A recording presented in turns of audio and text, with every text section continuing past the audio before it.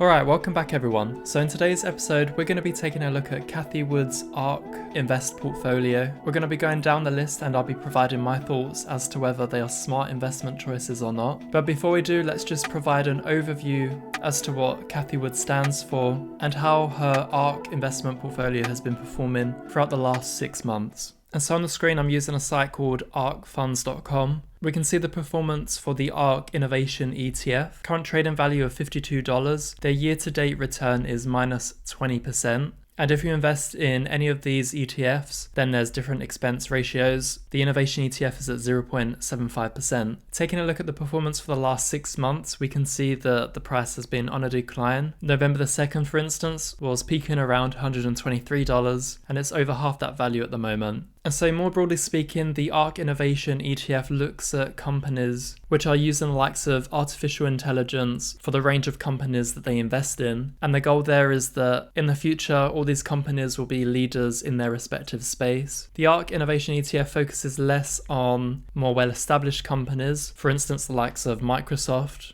as herself and the team believe that other companies will be more of a superior product in the future. Now, of course, we've had a bull run followed by a bear market. And so when we see the likes of a 50% decrease, and even if we look at the year to date, there's been drops of more than 60%. But this can happen when there's a switch from bull to bear market. And especially if you're heavily weighted in all futuristic based companies, then there's no cushion for when the bear market occurs. And that is what Cathie Wood and her ETF fund has been experiencing. In terms of the invest holding, we can see there's a lot of numbers on the list here. There's actually 141 companies. I'm going to be scrolling down looking at some companies that I believe are sensible and other ones which I happen to consider to not be as sensible. There's a lot on this list that I haven't heard of, so I won't be able to comment on those companies. In addition, on the list we have a weight rank, so a lot of the companies down below on this list are less important just because there's less money allocated to the given company. But first up, ranked number 1 is that of Tesla. Their weight percentage is 7.2%. It's the largest part of their portfolio. What's really nice on this website is that we have a cost average as well at what price point they brought into, but that's somewhat unhelpful given that we have an ETF that has its own price movement. Overall, my thoughts is that Tesla is a great company. In terms of this decrease in the ETF, it's been impacted given that the price at the moment is $766. It's pushed all the way up past 1,000 in the past. And so this ETF is susceptible to price fluctuations when it comes to Tesla. Overall,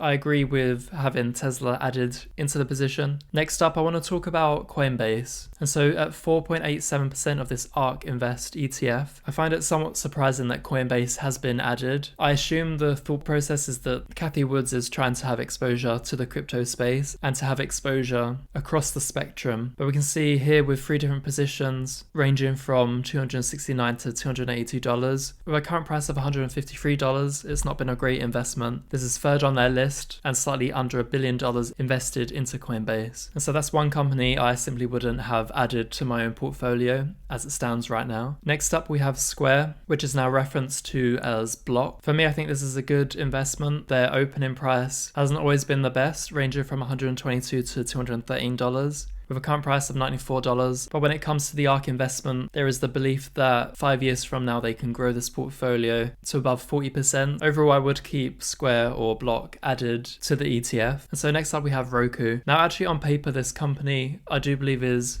oversold at the moment, so I think it's a good price entry of $100. The issue is the price point. So when the ETF brought into their positions, their price is at $254. This has been a terrible decision to add Roku to their ETF. Personally, I don't hold any shares into Roku, but I did have a look at the company. As it stands right now, their revenue sales are looking good, but it's a company just focused in the US sector. So whether they can ever expand and have reach into a more international space, we're yet to see at the moment.